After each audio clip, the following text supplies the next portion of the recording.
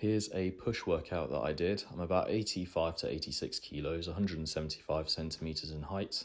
And I started off with bench press, 110 kilos, which in all honesty is not my best lift. I need to get the technique down a bit more because I'm not able to express my strength as well as I'd like to. But yeah, second set was 120 kilos. I got 5 reps there. Tried to pause it a little bit at the bottom, but that pause got shorter and shorter as I got more and more tired, as you can imagine. And then for the next set, I did 130 kilos and I only managed 3 reps. I've done 4 reps before, so this was a shame, poor performance, but it is what it is. And then dropped it down to 125 kilos. And then I think I also got 4 reps here. Oh no, yeah, 4 reps. And then dropped it down again to 120 kilos and then got 4 reps again. So there we are. Oh well, after this I moved into weighted dips with 80 kilos and I managed 5 reps for the first 2 sets and then 4 reps for the last set. I hung the weights a bit too high in that set, so I lowered them down by 1 notch and it felt more stable because I can squeeze the plates with my feet, so my whole body's a bit more stable when I'm pushing. And yeah, this is the set where I got 4 reps. I did go for the 5th one, but sort of gave up sort of halfway and thought, fuck it, let's move on. I'm pretty tired from the bench pressing and these heavy dips. So yeah, after that I moved into side raises, seated side raises. Just helps minimise momentum and focus on the muscles being engaged. Plus it's easier just to sit down. You know, it's not a little bit of a rest.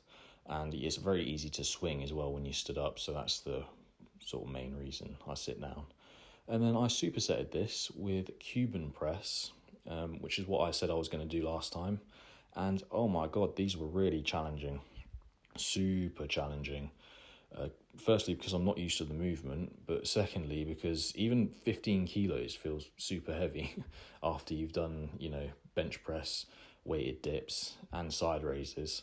You know, it all adds up. And yeah, I mean, it's good exercise though. It feels really good. And I'd suggest doing them. Give them a try, see what you think, because you build that strong rotator cuff, the stability in the core when it comes to pressing. And speaking of core, I then moved on to hanging leg raises. Of course, I do these all the time. And this is real time here. It's not sped up or slowed down or anything. To be honest, I could go a little bit slower just to make it that extra bit harder on myself. But it's already hard enough, as you can imagine. I mean, my forearms are pumped by the end of it. You're having to hold on to your whole body weight for however long the set is, a minute or whatever. And by the end of it, my forearms are pumped, which is what I want, really. You know, it's impressive having big, strong forearms, and you can never have big enough forearms or calves, really, can you? But after that, I did wood choppers for the obliques, and this one's a pretty good exercise. I quite like it. I always point the front foot forwards and have the back foot sort of sideways for stability, and I keep my hands as far away from my body as I can and lock my elbows in position, focusing on that rotation. The closer the handle is to your body, the easier it is. So if you keep it far away, it will make it harder.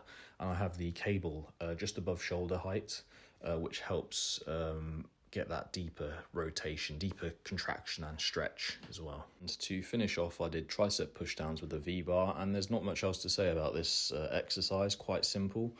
But yeah, not my best performance, but it's still a workout and it still counts. So thank you very much for watching.